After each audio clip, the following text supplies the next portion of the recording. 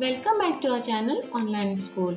आज हम हिंदी से ब्रह्म भारती 7वीं कक्षा की इस पुस्तक से पाठ क्रमांक 6 कुछ स्मृतियाँ इस पाठ के प्रश्न उत्तर देखेंगे। अगर आपको हमारा वीडियो पसंद आए तो इसे लाइक, शेयर और सब्सक्राइब जरूर करना और बेल आइकॉन को जरूर दबाना ताकि अगली वीडियोस की नोटिफिकेशंस आपको मिलती रहे। तो चलिए शुरू करते हैं पाठ क्रमांक 6 कुछ स्मृतियाँ प्रश्न उत्तर। सबसे पहले है विचार मंथन। मान दे सम्मान दे, शिक्षा सकल जहान दे।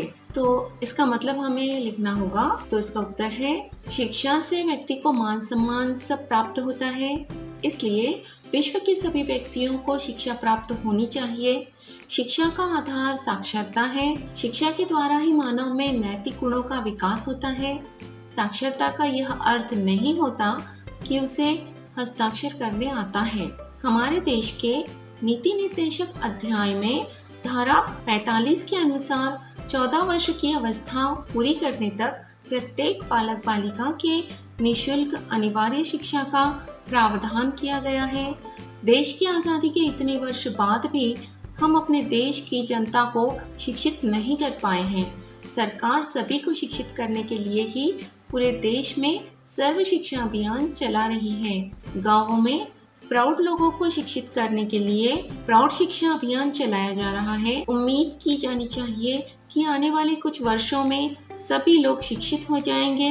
शिक्षा द्वारा ही व्यक्ति को मान सम्मान प्राप्त होता है तथा पूरे विश्व में उसकी ख्याति फैलती है।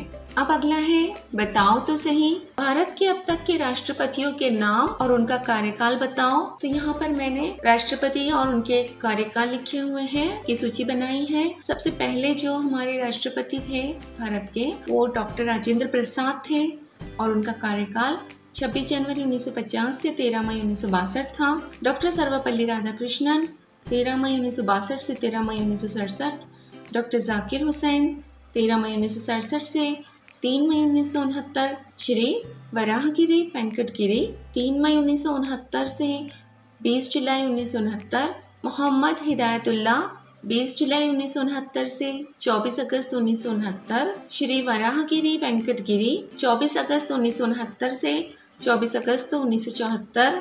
डॉक्टर फखरुद्दीन अली अहमद 24 अगस्त 1974 से 11 फरवरी 1977। श्री नीलम संजीव रेड्डी 25 जुलाई 1977 से 25 जुलाई 1982। ज्ञानिक जैल सिंह 25 जुलाई 1982 से 25 जुलाई 1987। श्री आर वेंकटरमन 25 जुलाई 1987 से 25 जुलाई 1992। डॉक्टर शंकर दयाल शर्मा 25 जुलाई 1992 से 25 जुलाई 1997। श्री के आर नारायणन 25 जुलाई 1997 से 25 जुलाई 2002। डॉक्टर APJ अब्दुल कलाम 25 जुलाई 2002 से 25 जुलाई 2007। श्रीमती प्रतिभा देवी सिंह पाटिल 25 जुलाई 2007 से 25 जुलाई 2012। प्रणब मुखर्जी 25 जुलाई 2012 से 25 जुलाई 2017 और रामनाथ कोविंद 25 जुलाई 2017 से अब तक के राष्ट्रपतियों के नाम और उनके कार्यकाल की सूची आप लोगों को इस तरह से लिखनी होगी। अब अगला है मेरी कलम से। स्त्री शिक्षा से इन पर क्या प्रभाव पड़ता है लिखो। स्वयं, परिवार, समाज, देश। तो अब ये आप लोगों को अपने आप ही लिखना होगा कि स्त्री शिक्षा से स्वयं पर क्या प्रभाव पड़ता है। हम शिक्षित हो जाते हैं तो हमें क्या तब्दीलियाँ आती हैं, हमारे परिवार पर इसका क्या प्रभाव पड़ता है, एक पढ़े लिखे परिवार में अनपढ़ परिवार में क्या फ़र्क होते हैं आप लोगों को पता है, पूरे समाज पर और पूरे देश पर इसका क्या प्रभाव पड़ता है। अब अगला है वाक्य का सही क्रम लगाकर वाक्य फिर से लिखो। पहला है रेलवे स्टेशन रोड पर परचून की एक दुकान चलाते थे।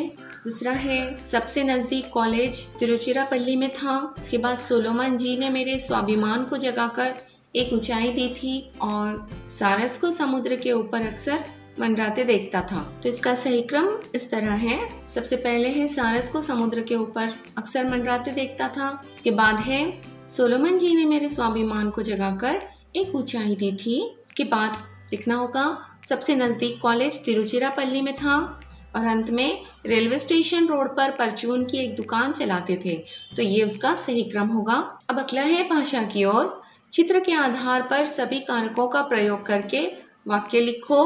तो जिस शब्द के द्वारा संज्ञा या सर्वनाम का संबंध अन्य शब्दों के साथ दिखाया जाए उसे कारक कहते हैं। और कारक के 8 भेद होते हैं, तो उन्हीं भेदों का उपयोग करके हमें इस चित्र के आधार पर वाक्य लिखने होंगे।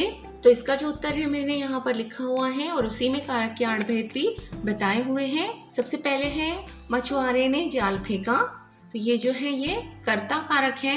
दूसरा है एक स्त्री नारियल इकट्ठा कर रही है, ये कर्म कारक है। उसके बाद है नाविक चप्पू से नाव चला रहा है, ये करण कारक है।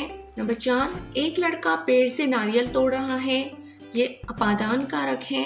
नंबर 5 लड़की मछलियों के लिए दाना डाल रही है, ये संप्रदान कारक है। नंबर 6 एक व्यक्ति पेड़ पर चढ़ रहा है, ये अधिकरण कारक वाक्य है। नंबर 7 लड़के की माँ टोकरी में नारियल रख रही है, ये संबंध कारक है। और नंबर 8 माँ ने कहा अरे लड़के इधर आओ, तो ये संबोधन कारक वाक्य है। तो इस तरह से कारक के भेद आप लोगों को लिखने होंगे। तो उम्मीद है कि इस पाठ के सभी प्रश्नों के उत्तर आप लोगों को अच्छी तरह समझ में आ गए होंगे। अगले वीडियो में फिर मिलते हैं। Good bye.